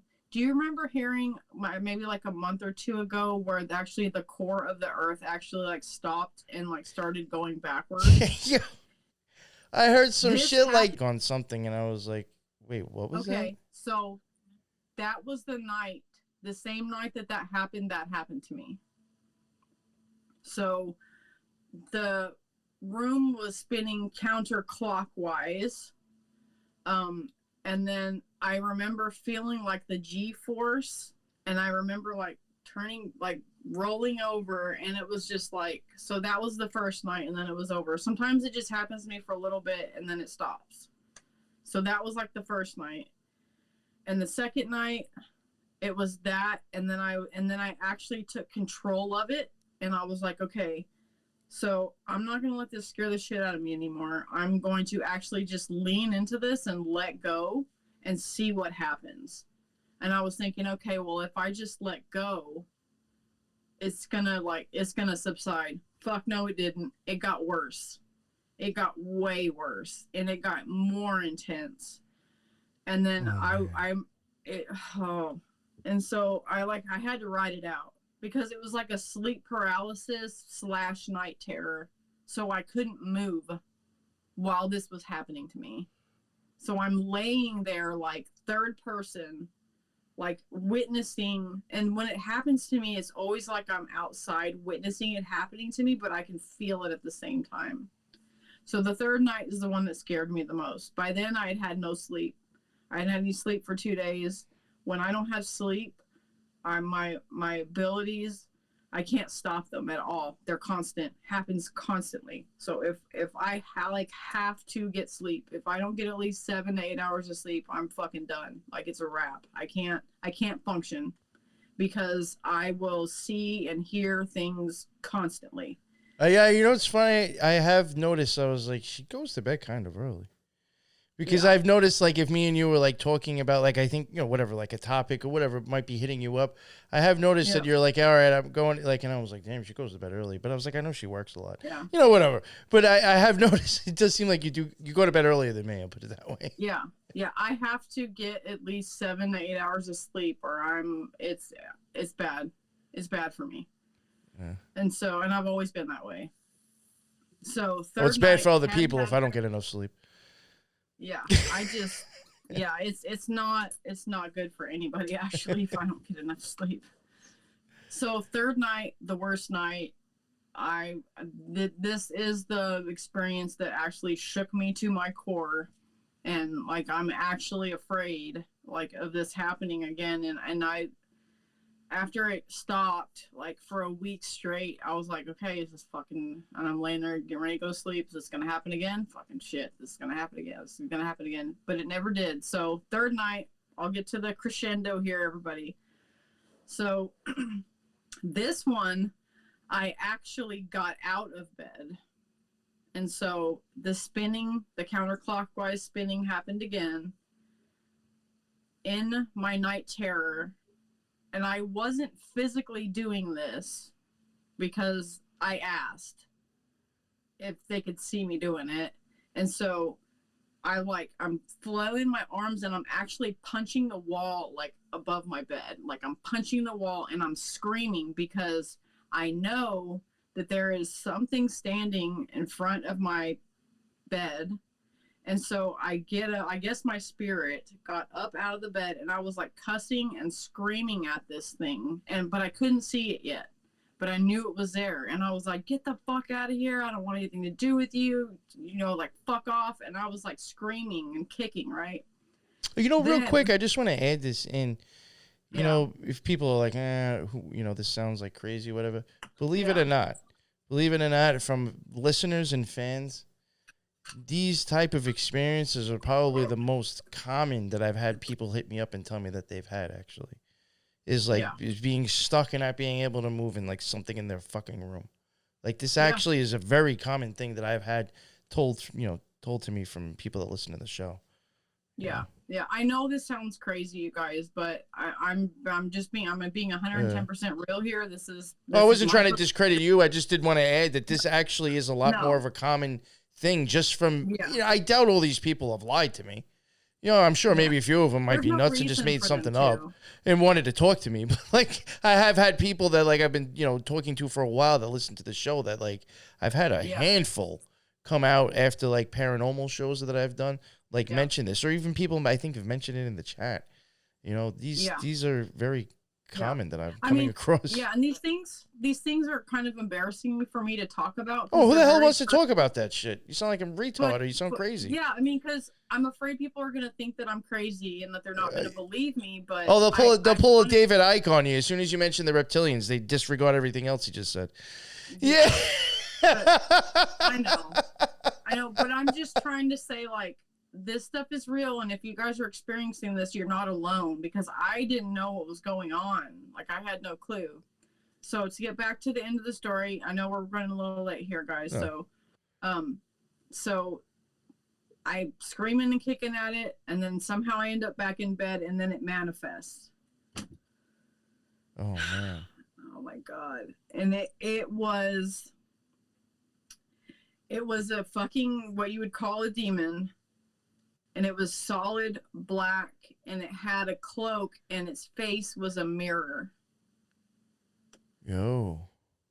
And so, and it had like, this cloak it looked like Nightmare Before Christmas swirls. You know what I mean? Like that art style. Yes, yeah. Okay, Like now I know what those you mean. swirls. Okay, so the cloak had like that type of wispiness to it, and then it had a fucking imp with it. Okay, it had an imp with it. So this thing was probably about a foot and a half An tall. imp? An imp. It had a fucking imp with it. This is like, And yeah, so, this is like and it some, was like jumping around like a fucking sprite. this is like some Pulp Fiction shit now. I swear to God. So then, like, okay, so how my room is set up is like. Yo, have you seen Thor: Love and Thunder? Yeah, I think so. Was that thing that he was going for his holy guardian angel at the end, like a little bit kind of looking like what you were describing? I think so. Because when you said Yeah, that and I it's had that idea, I was like, why does that sound like Thor: Love and Thunder? Like the thing It's at the like- end that he was going for, it looked like the shape of a person, but looked like there was Yeah. like swirls from outer space inside of it, and I think Yeah. something was even reflective. I Yeah, could be it- completely wrong and be concocting this, No, but it does. it was very similar to that, but it was like I couldn't see, it didn't have any facial features, but I knew because like it had a mirror for a face. And so, but it had like this hood, and then it had a cloak on, and the cloak was long, and it went down to like his feet. And so, but it was like wispy, so that the imp was with it, and it was about a foot and a half tall, and it was just like jumping around following it. Yo, I'm gonna So blow your mind with this real quick after you're done. Okay. So to remind me to get back to what I wanted to say, because this is what Okay. I could totally describe this in a Kabbalistic story. Okay, cool. Because I want to know. So then I'm laying in bed, and the way my room is set up, so my room is a finished attic, so I have some stairs, so I have a banister that's in the like the second half of my room, right? So literally Oh, this is getting great. literally fucking railing, where it's 14 stairs. I can like put my hands on the railing and look over, and like it's down there far. Okay. So it pulls me from where I'm at in my bed to the banister on the stairs, and I'm looking, and it makes me look down. So I'm like looking down, and it cocks its head up at me, and it goes, jump. And I was like, oh, fuck. And then the little imp thing was like laughing, and then it like took off and went into my living room. And then I wake up, and I'm like, what the fuck was that? Like, because that had never happened to me before. Sounds like tarot and Kabbalah mixed together in one. Jesus Christ, that's wild. What I was gonna say before, because you said like it was robed, and like the third sphere is considered the outer robe of concealment, or if you want to, and I'm not trying to get perverted, but if you want to think of it, it could also be like a vagina closed.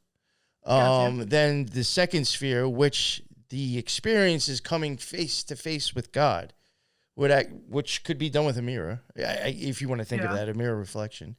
And that's considered the inner robe of concealment. So I find it weird how you're talking about a robe and reflection, and then like the fucking steps, I'm thinking Jacob's ladder. And then the imp and being told to jump would be the full fucking card with the dog. Like, what the fuck? Yo, is these like maybe these are ways of like occult ideas, represented in form here or some shit. Fucking thank you.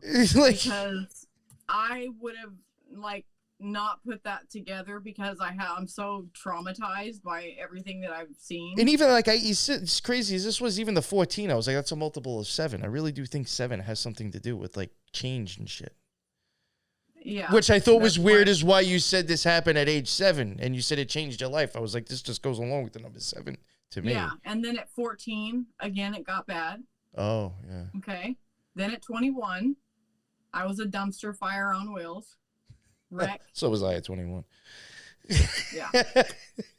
So it's like every 7 years, like I would change, and then I finally got into a positive And point. I think that even, you know, I could be wrong, but like, doesn't the body, but unfortunately, just like, I guess, being alive in this world screws it up. Doesn't your body supposed to actually regenerate too, like every 7 years?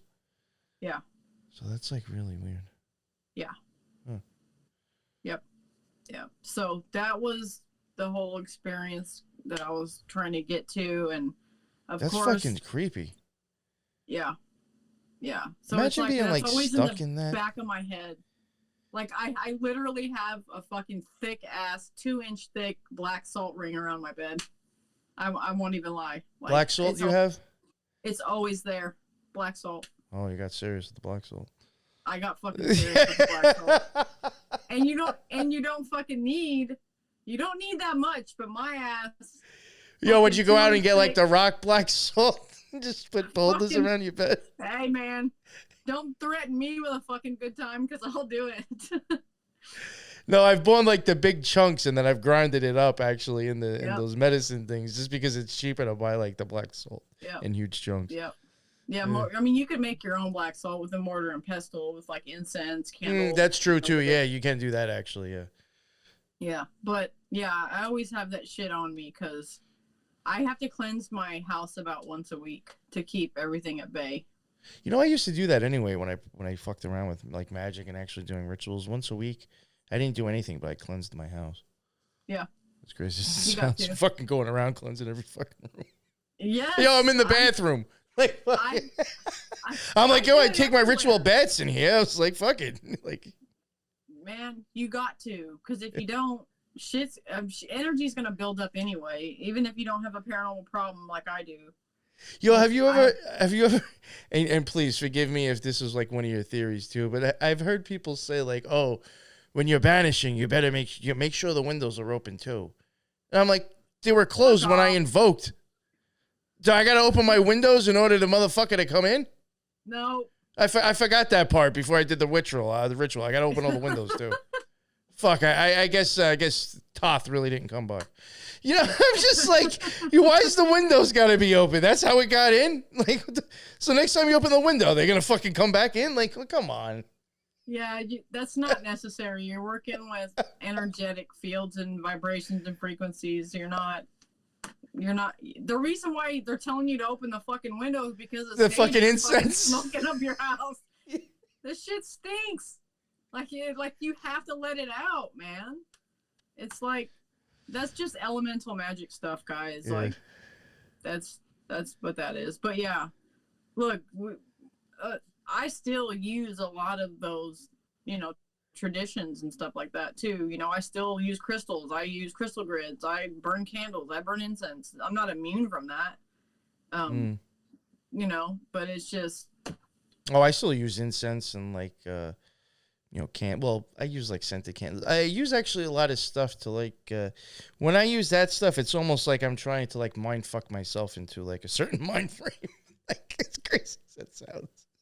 That's why I do it, because it puts me in a mood. I've even noticed and I've said this before, and maybe you can even maybe agree with me here too.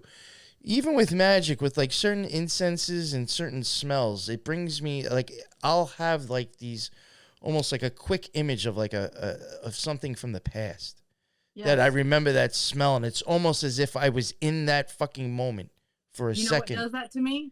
Frankincense and myrrh does that to me. Wow, patchouli does that to me a lot.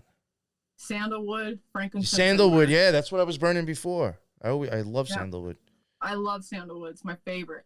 Yeah, but yeah, I've had experiences, and like sometimes it's like, it's like I'll go and light that thing of patchouli and like think of that fond memory that I remembered, and all of a sudden I realize I'm just in a happy space, and I'm doing whatever I'm doing. It's like I'm mind fucking myself. Yeah, fuck, I use that shit every single day. I burn like four to 6 sticks a day, so it doesn't. You know, I constantly have that shit on me, you know, all the time.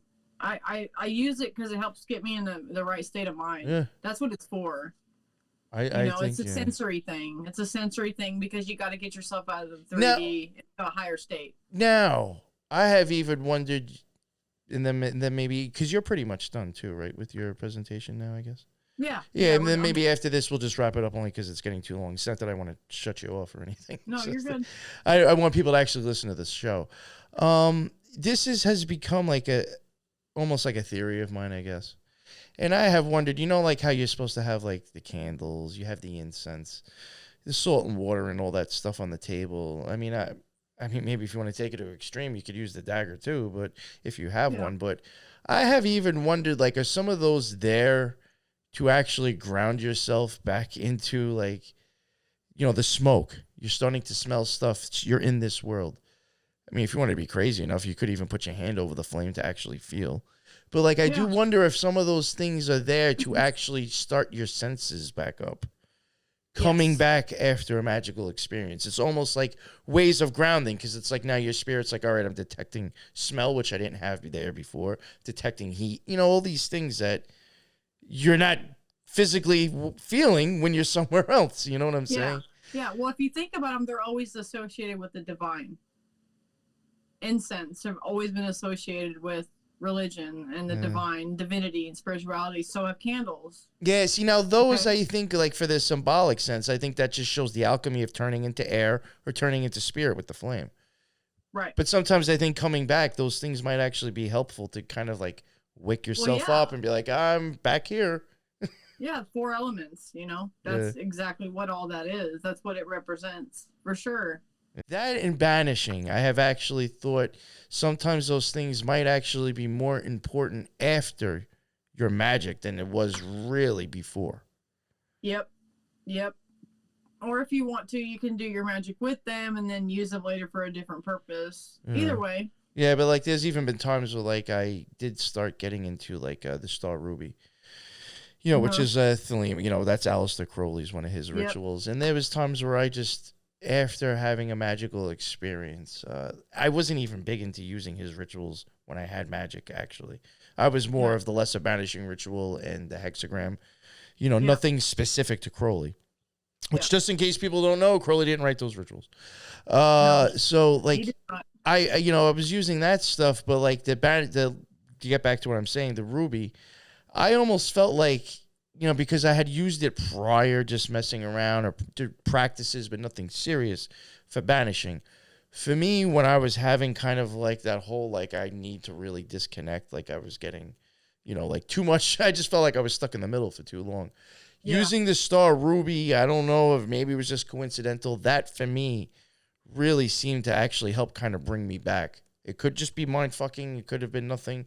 But I actually was like wondering, like, is that ritual actually much more important for when you crossed the abyss and came back? Do you want to banish all the sludge that's on you? Yeah. Yeah. Because it's even saying, you're starting off with saying, behind me, demons. So, like, I know sometimes people think that that's kind of like, oh, I'm clearing the area. Maybe I'm clearing the shit off of me, actually. Well, yeah. Yeah, it works both ways. Yeah. It works both ways. Because sometimes some people will be like, oh, that's kind of like using a flamethrower when you only need a leaf blower. But I was like, I could see using a flamethrower when you've gotten some sludge. Because you don't want that already. You're not going to be nice. You're going to be like, leave now. Yeah, if something's got its fucking hooks in. Yeah. Yeah. So I was just wondering, like, your ideas on that stuff, if you think that. Yeah, I agree. And I think that gets kind of downplayed a lot, too. You know, I don't think people. I think it does too. But thank you so much, Megan, for coming on. Yeah, that was great. That was a lot of stuff, and I thought that was actually really cool. This turned out really great. Thank you very much, and I appreciate you even coming out and telling your. I mean, like you said before, you kind of put yourself out there. You told your story, and you know people could take it as you're fucking crazy or not. I don't think you're nuts. Yeah, I appreciate you putting it. Fuck them anyway, right? Yeah, I'm just trying to help people that may be experiencing that don't really know what's going on and don't talk about it. I'll be brave enough to tell my story. I don't care what people think about me. That's fine. I know what I experienced, and that's mine alone. Yeah. So. And you know what? It's probably helped you become the person that you're proud of now, anyway. So. It has. So It has. that's all that matters in the long run. So, you want to let everybody know where they can find your stuff one more time? Yep.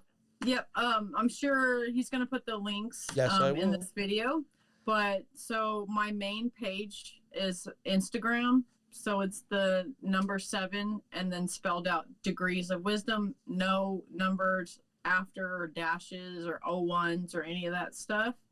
And then I have a Facebook page. So it's Megan Allen and then 7 degrees of wisdom spelled out phonetically with parentheses on it. So you can find me in those two mediums. I am a professional intuitive tarot reader. I am a paranormal consultant. So I can do different types of spiritual consultations, manifesting. I teach classes and I read tarot. So if you're interested in any one of my services, I also do birth charts for fun too. I'm not a super professional at it, but I really enjoy doing them for people. Yeah, you did a pretty solid one for me. That was I just really enjoy doing them. I think they're really fun. But yeah, so if you guys are interested in any of my services, just get a hold of me and we could set something up online or in person if you're in the Fort Smith, Arkansas area. And I guess, I don't know when it's going to be coming out. I don't even know when I'm dropping this, but in the future, or unless it's already come out, you are also joining me and Mario from Symbolic Studies and Tarot. So you could see, I guess, Megan in her element somewhat with that tarot too. So if that hasn't come out yet, keep an eye out for it. It's going to be, I think, a really good series. It might be a longer one because, there's a lot into these cards. But check that out. And then, like I said, if it hasn't dropped yet, keep your eyes open for it. If it has come out already, go back and check it out if this is the first time you have come across Megan. And she has done other shows. So thank you very much, Megan, for coming on. Go check out her stuff. Welcome. And thank you, for real. And until the next one, everybody be well. Later.